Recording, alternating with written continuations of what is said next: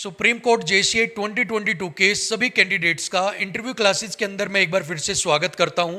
आज हमारी third class है। फर्स्ट क्लास के अंदर हमने रीड किया इंट्रोडक्शन पार्ट को।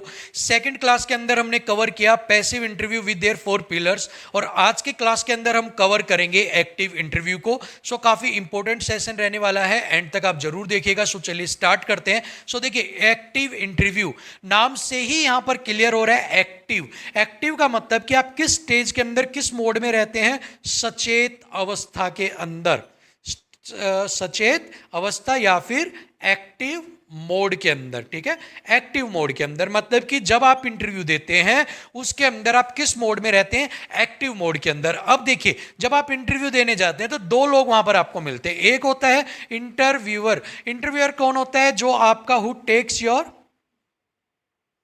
इंटरव्यू, जो आपका इंटरव्यू लेता है।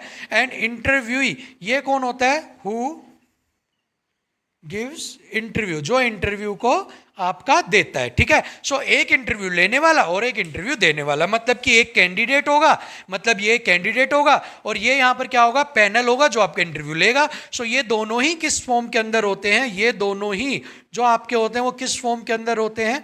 एक्टिव फॉर्म के अंदर। ठीक है, सो ये दोनों ही एक्टिव फॉर्म के अंदर होते हैं। दोनों ही जो कन्वर्सेशन होती है दोनों के बीच में होती है, इसलिए दोनों किस फॉर्म में होते हैं? एक्टिव फॉर्म में। इसलिए ये वाला जो मोड होता है आपके इंटरव्यू का, ये कौन सा मोड होता है? एक्टिव इंटरव्यू मोड यहां पर आपका होता है। ठीक है, अब स्टार्टिंग कहां से होती है एक्टिव इंटरव्यू की? तो देखिए, सबसे पहले मैंने आपको कल की क्लास में बताया था पैसिव का।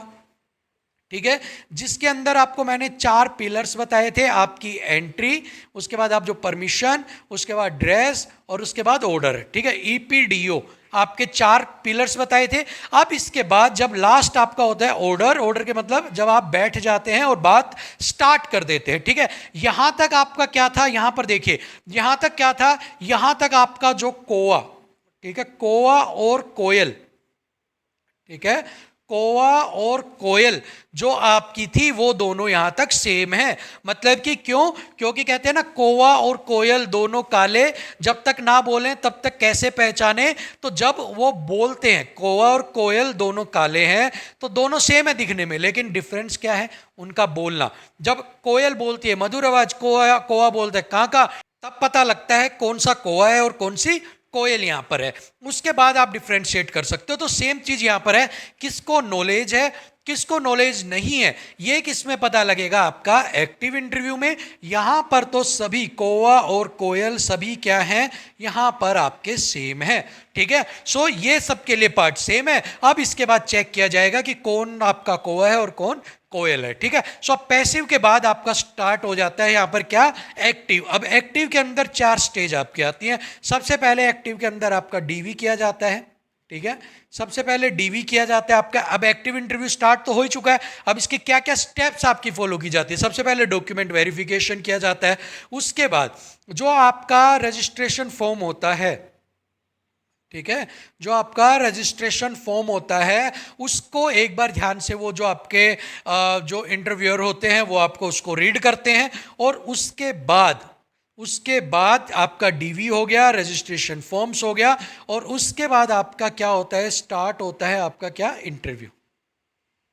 ठीक है, तो ये 3 स्टेप्स आपकी यहां पर फॉलो की जाती हैं। इससे पहले जितना भी प्रोसेस होता है, जैसे कि आपका वो एक आपकी वेरिफिकेशन पार्ट के अंदर आ जाता है कि जिसके अंदर आपके बायोमेट्रिक्स वगैरह जो भी कुछ होते हैं, लेकिन आपकी मेन चीजें जो आपके पैनल के सामने होती है वहां पर क्या होती है? डीवी।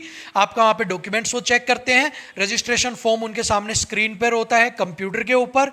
ठीक है, कंप्यूटर के ऊपर या उनके पास होता है आपका, और फिर आपका इंटरव्यू यहां पर स्टार्ट होता है। तो इन 3 स्टेजेस के अंदर आपका सारा जो एक्टिव इंटरव्यू है वो यहां पर चलता है। ठीक है, चलिए अब बात कर लेते हैं डीवी में। तो डीवी में तो आपके डॉक्यूमेंट्स चेक हो गए हैं। ठीक है, डीवी के अंदर आपके जो डॉक्यूमेंट्स है वो चेक हो गए, रजिस्ट्रेशन फॉर्म के अंदर जो आपने डिटेल दी थी वो हो गई, और इन्हीं दोनों के बेस के ऊपर ही आपके क्या निकल का क्या स्टार्ट होता है? आपका इंटरव्यू यहां पर आपका स्टार्ट होता है। ठीक है, सो अब बात करते हैं कि आपका जैसे मान लो इंटरव्यू स्टार्ट हो गया, डीवी हो गया, उसके बाद आपका जो आपका रजिस्ट्रेशन फॉर्म रीड कर लिया गया, उसके बाद क्वेश्चंस कहां से आएंगे? तो देखिए, सबसे पहला क्वेश्चन, जो क्वेश्चंस आपके बनते हैं सबसे पहले, ठीक है, सबसे पहले जो क्वेश्चंस बनेंगे वो आपका बनता है रजिस्ट्रेशन फॉर्म से।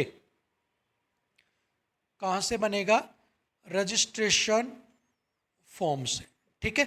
सो रजिस्ट्रेशन फॉर्म से ही आपका सबसे पहला जो क्वेश्चन है वो यहाँ से निकल कर आएगा। किसके बाद? आपका नाम बताओ, आपका नाम क्या है, आपसे और जो छोटे मोटे क्वेश्चंस पूछ लिए, आपका नाम बताइए, आप अपने बारे में कुछ बताइए। उसके बाद जो क्वेश्चंस निकल के आएगा मेन, वो कहाँ से निकल कर आएगा?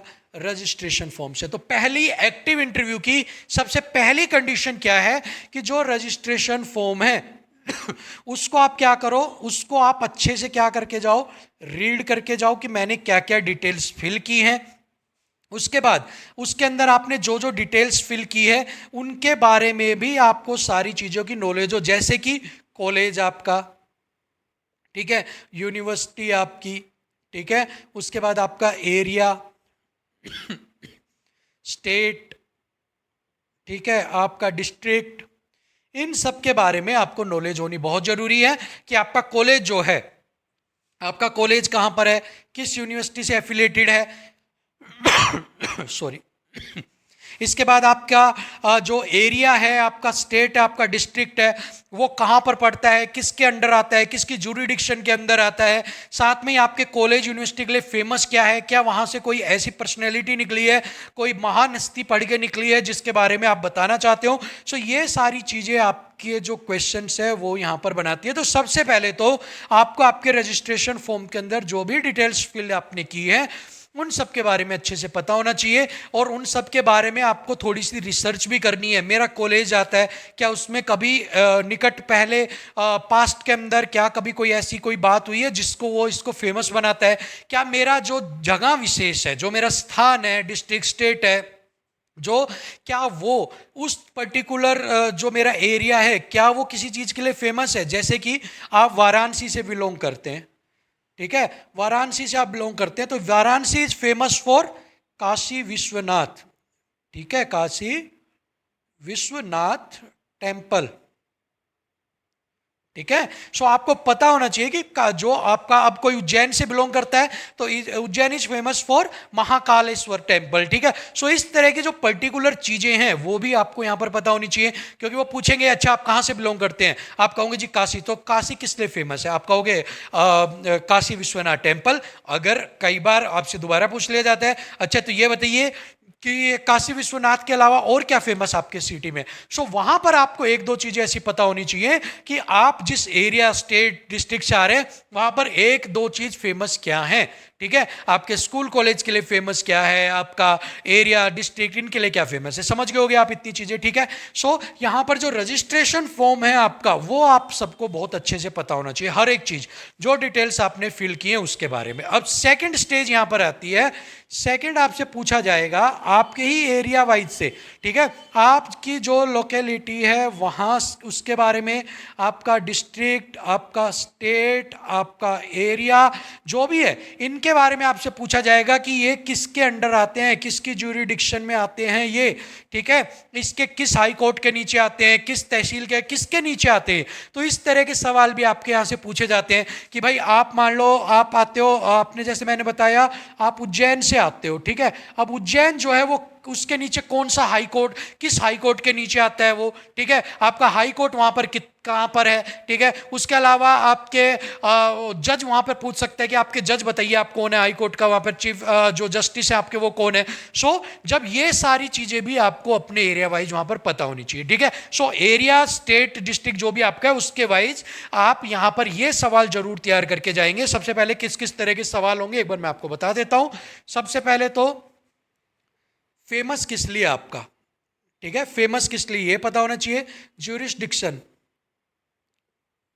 ठीक है, ज्यूरिसडिक्शन का आपको पता होना किसके अंडर आते हैं। उसके बाद जजेस, ठीक है, सिर्फ आपको जो टॉप जजेस होते हैं उनके बारे में ही, जो आपके जस्टिस हैं, चीफ जस्टिस हैं, उनके बारे में ही आपको यहां पर पता होना चाहिए कि वहां पर अभी कार्यरत कौन है, ठीक है, सिर्फ उसके बारे में आपको पता होना चाहिए। सो आपका एरिया फेमस किस लिए है, किसके अंडर आता है, जजेस वहाँ पर कौन है, ठीक है। उसके बाद आपका जो है उसके अंदर आपसे कुछ कॉमन अगर और भी अगर कोई पूछ सकता है तो आपसे पूछ सकता है। तहसील वगैरह अगर किसी ने पूछ ली कि आपके किसके अंडर है, कितनी है, क्या है आपके स्टेट में, सो वो सारी चीज़ें आप छोटी मोटी तो आप अपने एरिया के बारे में पढ़ते रहते हैं, जानते हैं, तो आपको पता होनी चाहिए, ठीक है। इसके अलावा आपका जो कॉलेज वगैरह है, ठीक है, कॉलेज है वो किस लिए फेमस है, क्या उससे कोई ऐसा महान जो आपकी पर्सनैलिटी है जो वहाँ से पढ़ के निकली हो, ठीक है। इसके अलावा और किस चीज़ के लिए कोई ऐसी यूनिवर्सिटी जो आपकी है वो कहाँ पर है, आपका एफिलेटेड किससे। मान लो कि मैं बोलता हूँ कि मैंने कॉलेज किया है मानव रचना कॉलेज ऑफ इंजीनियरिंग फरीदाबाद से,